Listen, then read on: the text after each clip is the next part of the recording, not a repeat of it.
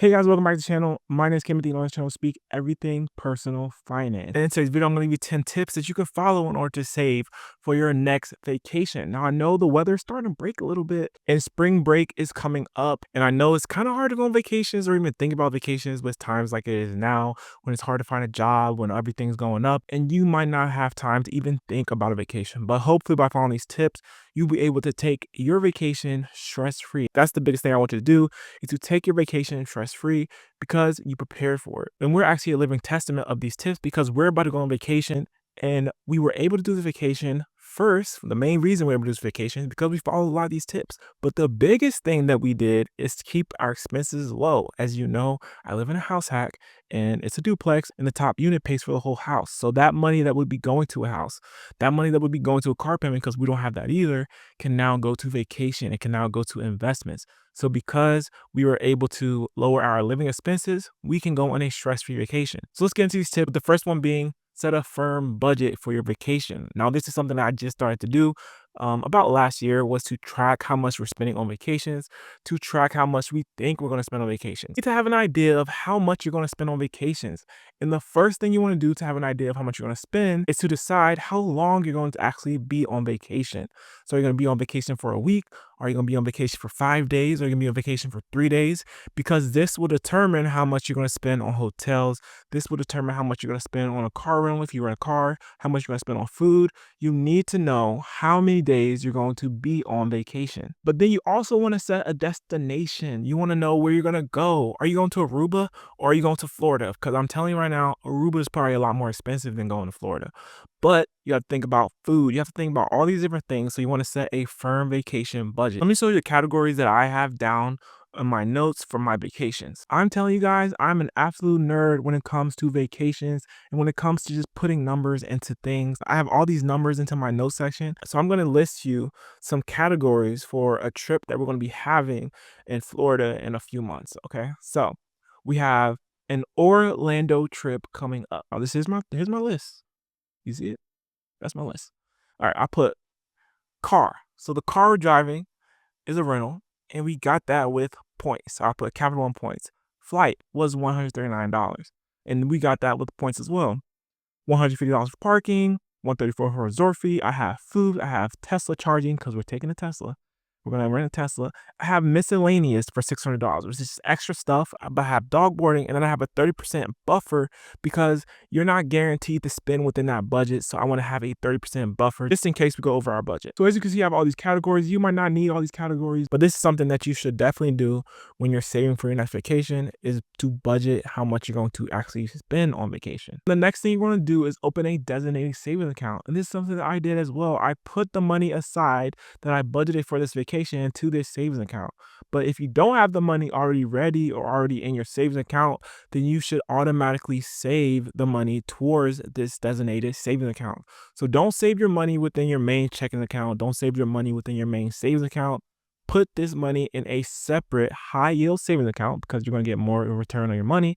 But put this money in a separate high yield savings account so you can ensure that you're going to save for this vacation. And by doing this, it will help you avoid the temptation of spending this money. So because this money is in a separate account that's not connected to my main savings account, I don't really see it. So I don't have a temptation to pull this money out to pay for certain things or to invest this money, because this money is strictly for vacations, because I want to have a stress-free vacation. And then the third thing that you need to do is to set up automatic savings to this savings account. Automation is truly the key to gaining wealth.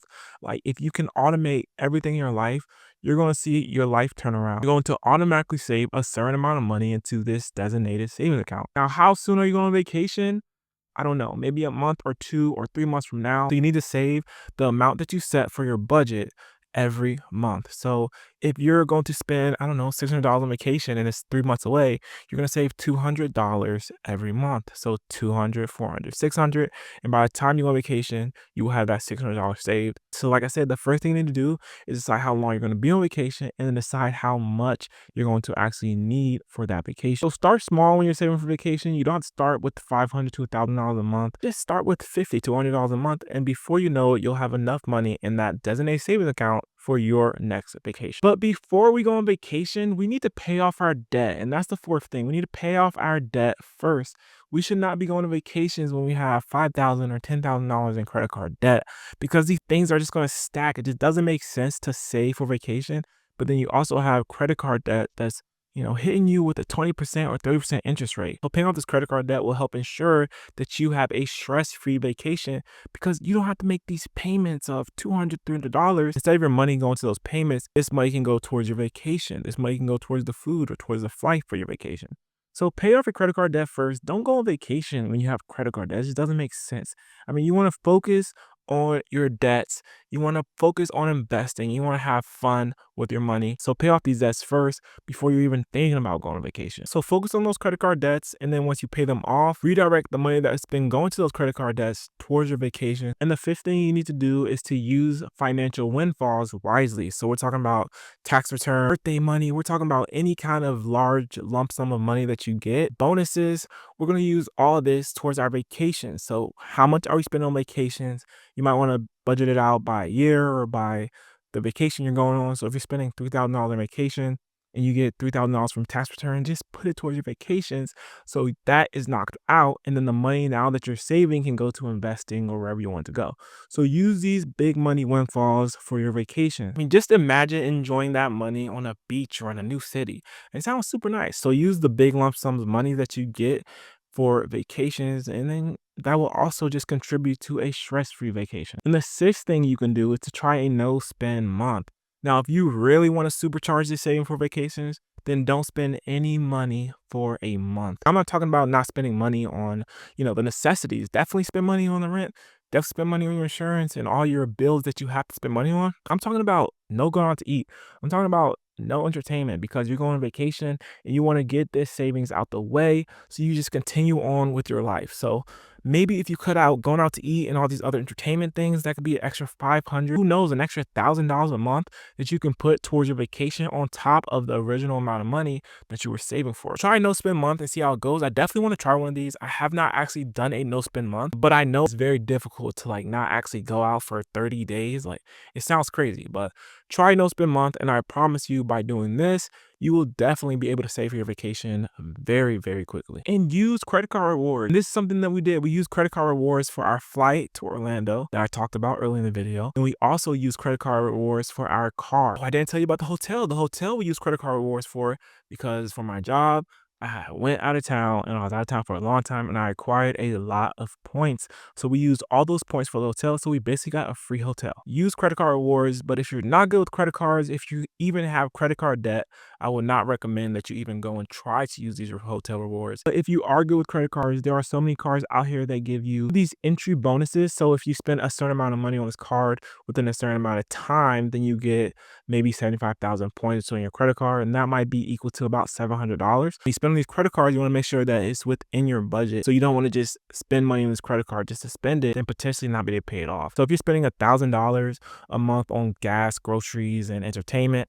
then you should definitely spend it on this credit card because this will help build the amount of money that you need to spend on this card in order to get the certain amount of points. So look to leveraging rewards when it comes to these credit cards. And the eighth thing that you can do in order to save for a vacation, cut back on unnecessary expenses. So we're talking about going out to eat, we're talking about entertainment. There's so many things that we buy out here that we don't really need, and this can go hand in hand with the no spending month. So go and look at your monthly expenses and see what you spent and see if it was something that you actually needed, and if it was something that you didn't really need, then you can cut back on it for the next month. Listen, we want to save for this vacation as fast as possible so we can continue on with our life, so we can continue with investing, so we can continue with saving for whatever our next goal is, and we can't just mosey around and eventually save for the vacation. We want to knock it out as soon as possible so we can continue on with the great things like investing into our future. And you can also sell unwanted items. I know we have so much things in our basement that we can sell, and we might be able to get 10, 20, 30, 40,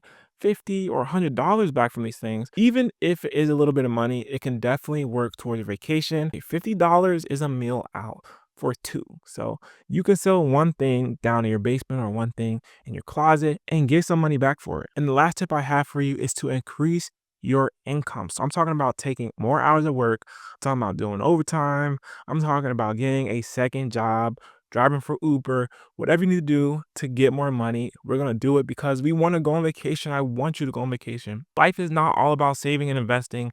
It's about having fun with the money that you have. So if you need to increase your income to go on vacation, then do that. Because when you go on vacation, it will feel like a reward for all your hard work to get here. So increase your income. This is something that I did last summer. We were going somewhere, or it was some saving goal. But I did a lot of overtime in the summer because I had a goal to save a certain amount of money, whether it was for vacation or whether it was for a saving goal of some emergency fund or investing goal. But try to increase your income so we can knock this saving goal out and get back to investing. Saving does not have to be overwhelming. And by following these 10 tips, I promise that you'll be able to save for your next vacation and enjoy whatever destination you choose stress-free. So if you guys know this video, leave a like and subscribe to my channel, and I'll see you guys in the next video.